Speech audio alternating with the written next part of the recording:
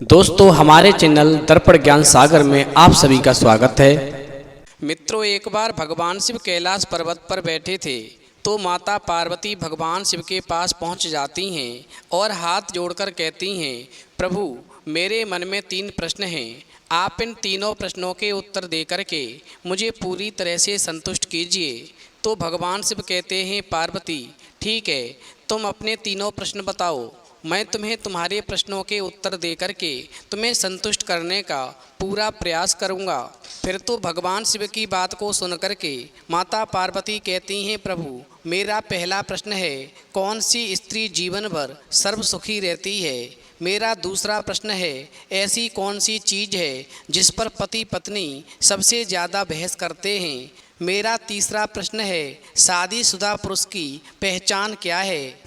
मित्रों, माता पार्वती के प्रश्नों को सुनने के बाद में भगवान शिव कहते हैं, पार्वती तुम्हारे इन तीनों प्रश्नों के उत्तर मैं एक कहानी के माध्यम से दूंगा, इसलिए कहानी को पूरा और मन से सुनना, क्योंकि आधी अधूरी कहानी सुनने से अधूरा ज्ञान ही प्राप्त होता है जो जीवन में कभी काम नहीं आता।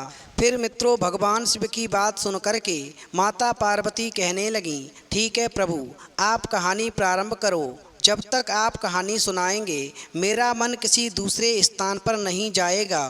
तो मित्रों, कहानी शुरू करने से पहले मेरा आप सभी से भी अनुरोध है कि आप हमारी कहानी में खो जाएं। इससे पहले हमारे चैनल को सब्सक्राइब अवश्य कर लें और कहानी के अंत तक बने रहें। मित्रों, भगवान शिव कहते हैं, पार्वती 2 अलग अलग राज्यों के राजा थे, मगर वो दोनों अच्छे सच्चे मित्र थे। मगर ख़ास बात ये थी कि दोनों में से किसी भी मित्र की शादी नहीं हुई थी। जब भी वो कहीं घूमने जाते थे तो उनके जोश और चंचलता को देख कर के हर कोई यही कहता था कि लगता है दोनों मित्र राजाओं की अभी शादी नहीं हुई है, ये दोनों ही राजकुमार कुंवारे हैं। और एक समय ऐसा आया कि दोनों मित्र राजाओं की शादी हो गई। फिर दोनों मित्र राजा अपनी अपनी पत्नी के साथ में जीवन यापन करने लगे। भगवान शिव कहते हैं, पार्वती जो पहले राजा की रानी थी वो राजा को यानी अपने पति को कभी सम्मान नहीं देती थी, आज दिन उसका अपमान करती रहती थी। भगवान शिव कहते हैं, पार्वती राजा हमेशा खर्चे को लेकर के और रानी हमेशा कमाई को लेकर के आपस में बहस करते रहते थे और झगड़ते रहते थे। अब इस प्रकार समय धीरे धीरे गुजरता गया। फिर एक दिन राजा ने दरबार में एक मंत्री को नौकरी पर रखा, तो वो मंत्री बहुत ही सुंदर था और जवान था। बस फिर क्या था, पहले राजा की जो रानी थी, रानी ने मंत्री से प्रेम बढ़ा लिया। फिर एक दूसरे से छिप कर के मुलाकात करने लगे। फिर जब ये बात राजा को मालूम पड़ी कि मेरी रानी मंत्री से प्यार करती है, फिर तो पहले राजा ने मंत्री और रानी को दोनों को सूली पे चढ़ाने का हुक्म दे दिया। इस प्रकार दोनों को फांसी पर लटका दिया गया। भगवान शिव कहते हैं, पार्वती अब मैं तुम्हें दूसरे राजा की कहानी सुनाता हूँ। एक बार दूसरा राजा छत पर टहलने चला गया। बस टहलते टहलते दूसरे राजा की नज़र महल के नज़दीक एक घर की छत पर पड़ी। तो दूसरे राजा ने क्या देखा कि एक सुंदर स्त्री छत के ऊपर कपड़े सुखा रही है। मगर राजा मन में विचार करने लगा, आखिरकार हमारे शहर में इतनी सुंदर स्त्री ये कौन है। फिर राजा ने बांदी को बुलाया और कहा, ये स्त्री जो छत पर कपड़े सुखा रही है ये कौन है। भगवान शिव कहते हैं, पार्वती फिर राजा की बात सुनकर के बांदी ने कहा, महाराज ये आपके मंत्री की पत्नी है। फिर तो उस सुंदरी के बारे में जानकर के राजा छत से नीचे उतर आया, लेकिन उस मंत्री की पत्नी के ऊपर उसका दिल आ गया, यानी उस सुंदर स्त्री से राजा प्यार कर बैठा। अब दूसरा राजा अपने मंत्री की पत्नी से मुलाकात करने के लिए मन ही मन में उपाय सोचने लगा। तभी उसके मन में एक विचार आया कि वो अपने मंत्री को किसी कार्य से अपने पड़ोसी मित्र राजा के यहाँ पर भेज देगा और जब वो चला जाएगा तो फिर मुझे पूरा मौका मिलेगा और मैं उस मंत्री की पत्नी से अय्याशी कर सकूंगा। भगवान शिव कहते हैं पार्वती फिर ऐसा मन में विचार करके वो राजा जो था एक पत्र लिखवाता है और मंत्री को देकर कहता है कि तुम इस पत्र को लेकर के दूसरे राज्य में जो मेरा मित्र राजा है उसको देकर आओ और उसका जवाब भी साथ में ही लेकर आना।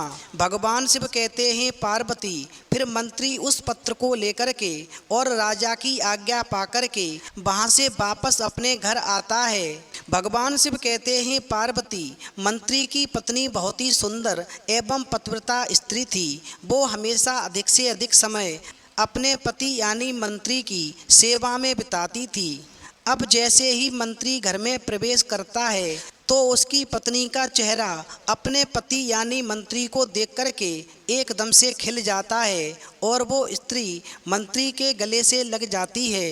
भगवान शिव कहते हैं पार्वती फिर मंत्री अपनी पत्नी को राजा के द्वारा दिए गए पत्र के बारे में बताता है तो पत्नी कहती है प्रीतम आप जाओ और राजा की आज्ञा का पालन करो, मैं आपके आने का इंतजार करती हूँ। भगवान शिव कहते हैं पार्वती इधर वो मंत्री दूसरे राज्य के राजा से मिलने जाता है। उधर मौका पाकर के वो राजा मंत्री के घर में प्रवेश करता है। अब जैसे ही राजा मंत्री के घर में प्रवेश करता है तो मंत्री की पत्नी राजा को देखकर कहती है आप कौन हैं? तो राजा कहता है मैं तुम्हारे पति का मालिक हूँ, मैं राजा हूँ। फिर तो मंत्री की पत्नी उस राजा को अंदर बिठा लेती है और घबराकर कहती है महाराज सब कुछ ठीक तो है ना? भगवान शिव कहते हैं पार्वती फिर तो उस पतिव्रता की स्त्री की बात को सुनकर के राजा कहने लगता है कि मैं आपके घर मेहमान बनकर आया हूँ।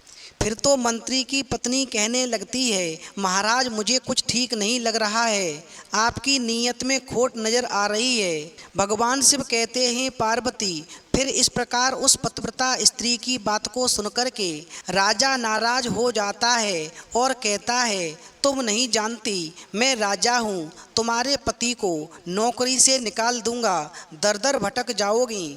मैं तुमसे प्यार करने लगा हूँ और तुम बकवास किए जा रही हो। भगवान शिव कहते हैं पार्वती इस प्रकार राजा की बात सुनकर के वो पतिव्रता स्त्री कहने लगी महाराज विद्वान कहते हैं कि शेर को चाहे कितनी भी तेज भूख लगी हो मगर वो मुर्दार को नहीं खाता। महाराज आप उस कटोरे में पानी पीने के लिए आए हो जिसमें आपके नौकर यानी मंत्री ने पानी पिया है। फिर भगवान शिव कहते हैं पार्वती फिर तो उस पतिव्रता स्त्री की बात को सुनकर के वो राजा शर्मसार हो गया और उस पतिव्रता स्त्री का चक्कर छोड़कर के महल में वापस आ गया। पार्वती जिस समय पर राजा मंत्री के घर से वापस आया तो उसकी एक जूती मंत्री के घर में रह गई और उधर मंत्री जब घर से थोड़ी दूर पर ही निकला था तो उसे याद आया कि वो राजा के द्वारा दिया हुआ पत्र अपने घर पर ही भूल आया है और फिर इस प्रकार वो मंत्री उस पत्र को लेने के लिए अपने घर वापस आता है तो मंत्री की नज़र राजा की जूती पर पड़ जाती है। भगवान शिव कहते हैं पार्वती फिर तो जूती को देख कर के मंत्री का सिर चकराने लगता है और वो मन ही मन में सोचता है कि ये जूती राजा की है और राजा ने मुझे सिर्फ इसलिए भेजा था कि वो मौका पाकर के मेरी पत्नी के साथ में अय्याशी कर सके। भगवान शिव कहते हैं पार्वती फिर मंत्री सारा माजरा समझ के पहले राजा का काम करता है और फिर अपनी पत्नी को सारा महंगा सामान दिला करके और बहाना बना करके उसके मायके छोड़ आता है। भगवान शिव कहते हैं पार्वती मगर वो मायके छोड़ने के बाद में फिर अपनी पत्नी को मंत्री बुलाने नहीं जाता।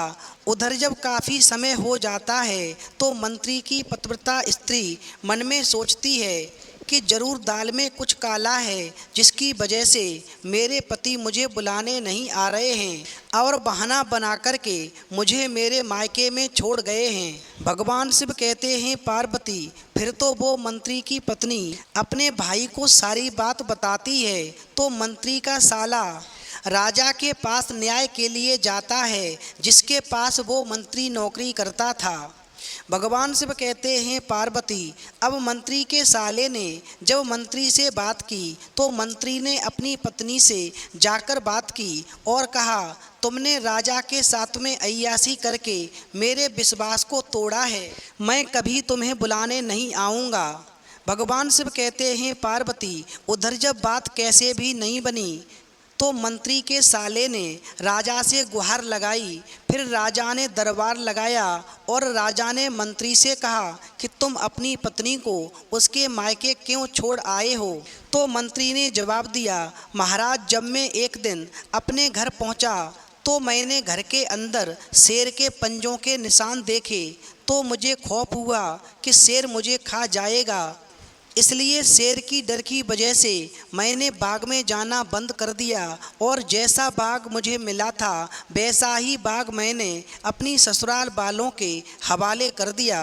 भगवान शिव कहते हैं पार्वती, राजा सब कुछ समझ चुका था कि मेरी जूती जल्दी में इसके घर पर रह गई थी, वो इसने देख ली है। फिर तो राजा कहने लगा, मंत्री, इसमें कोई शक नहीं कि शेर तुम्हारे बाग में गया था, लेकिन ना तो वो बाग में जाकर के अपना असर ही छोड़ सका और ना ही कोई पत्ता तोड़ सका और ना ही कोई फल खा सका।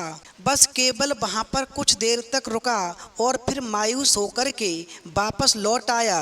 मैं भगवान की कसम खाकर कहता हूँ, तुम्हारे बाग के चारों ओर इतनी मजबूत दीवार है जिसे कोई तोड़ नहीं सकता। तुम्हारी पत्नी एक पतिव्रता स्त्री है, जाओ उसे लेकर के आओ। भगवान शिव कहते हैं पार्वती, इस प्रकार राजा की बात को केवल मंत्री ही समझा। दरबार में और भी बैठे दरबारी जन कोई भी नहीं समझ सके आखिर क्या माजरा है और राजा ने क्या फैसला दिया है। फिर तो राजा की बात को सुनकर के अपनी पत्नी पर गर्व हुआ और हमेशा उसे खुशी देने का वचन लिया और फिर ससुराल जाकर के बुलाकर ले आया और फिर अपनी पत्नी के साथ में खुशी खुशी जीवन यापन करने लगा। भगवान शिव कहते हैं पार्वती, अब तुम अपने तीनों प्रश्नों के उत्तर ध्यान से सुनो। तुम्हारा पहला प्रश्न था कि कौन सी स्त्री सर्व सुखी रहती है, तो समझ लो जो स्त्री पतिव्रत धर्म का पालन करती है उसे जीवन में सर्व सुख की प्राप्ति होती है और जो स्त्री चरित्रहीन होती है, जैसे कि पहले राजा की पत्नी थी, तो उसका सर्वनाश हो जाता है और वो स्त्री हमेशा दुखी रहती है। जैसे कि पहले वाले राजा ने अपनी पत्नी और मंत्री को सूली पर चढ़ा दिया था। भगवान शिव कहते हैं पार्वती, अब तुम्हारा दूसरा प्रश्न था कि ऐसी कौन सी चीज़ है जिस पर पति पत्नी सबसे ज़्यादा बहस करते हैं, तो समझ लो पति खर्चे के लिए और पत्नी कमाई के लिए सबसे ज़्यादा बहस करते हैं। जैसा कि पहले वाले राजा के साथ में था, राजा हमेशा खर्चे के लिए और उसकी रानी हमेशा कमाई के लिए बहस करते रहते थे। भगवान शिव कहते हैं पार्वती, तुम्हारा तीसरा प्रश्न था कि शादीशुदा स्त्रियों की पहचान उनके श्रृंगार से हो जाती है, लेकिन शादीशुदा पुरुष की पहचान कैसे होती है, तो समझ लो जिस पुरुष के अंदर जोश और चंचलता नहीं रहती, समझ लो वो शादीशुदा होता है। क्योंकि जिस समय पर दोनों मित्र राजा कुंवारे थे उनकी शादी नहीं हुई थी और वो जब भी राज्य में भ्रमण के लिए जाते थे तो हर कोई उनसे यही कहता था कि ये राजकुमार अभी कुंवारे हैं, क्योंकि इनके अंदर जोश और चंचलता का एक विशेष निखार नज़र आता है। तो मित्रों, यदि आपको ये कहानी पसंद आई हो तो प्लीज़ आप हमारे चैनल को सब्सक्राइब अवश्य करें और भगवान शिव और पार्वती के लिए एक लाइक और कमेंट करना ना भूलें।